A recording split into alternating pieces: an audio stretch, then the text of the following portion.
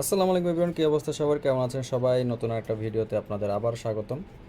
আমার সামনে যেই বাচ্চা তিনটা দেখতেছেন, এগুলো অবভিয়াসলি একটা মানে এক জোড়া কবুতরের না, এখানে হচ্ছে দুই জোড়া কবুতরের বাচ্চা।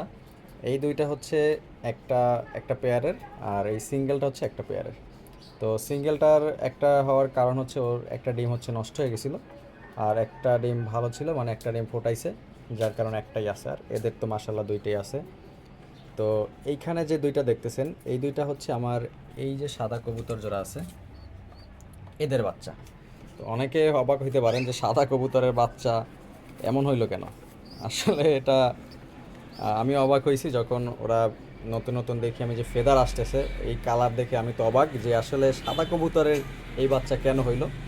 আসলে অবাক হওয়ার তেমন কিছু নাই, ওদের ব্লাড লাইনে হয়তো এই কালার ছিল বিধায় এই কালারটা চলে আসছে।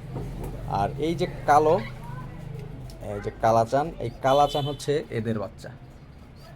তো দেখেন, এরা কিন্তু কালারটা হচ্ছে এই ওদের মাদি, মানে ওর যে মা, ওর মধ্যে কালো ফেদার আছে, বাট ওর বাপের মধ্যে কোনো কালো ফেদার নাই। এই তুমি এখানে নামছো কেন, এই ফাজিল? তো ও কিন্তু একদম পুরো কালো, জাস্ট এই যে সামনের যে পাখনাগুলো হচ্ছে কিছু ফেদার আছে হচ্ছে সাদা, একদম ওর মার বিপরীত। এই হচ্ছে কালাচান। তো তিনটাকে এখানে রেখে দিছি। আর একটা জিনিস আমি আপনাদের বলি, এই তিনটা কবুতরের মানে বাচ্চার মধ্যে এই দুইটা কিন্তু বড়, ঠিক আছে? এই দুইটা মিনিমাম 5 থেকে 7 দিন আগে ফোটাইছে, আর ও কিন্তু 5 থেকে 7 দিন পরে ফোটাইছে। বাট দেখেন, এই দুইটার তুলনায় কিন্তু ওর শরীর স্বাস্থ্য বলেন, ওর যে হেলথ কন্ডিশন বা সাইজ বলেন, ও কিন্তু বড়। এখন এটার কারণ হচ্ছে এরা কিন্তু এর বাপ মা হচ্ছে একটারই খাওয়াইছে, বাট এর বাবা মা হচ্ছে এই দুইজনারে খাওয়াইছে। তো যার কারণে ও খুব তাড়াতাড়ি বড় হয়ে গেছে।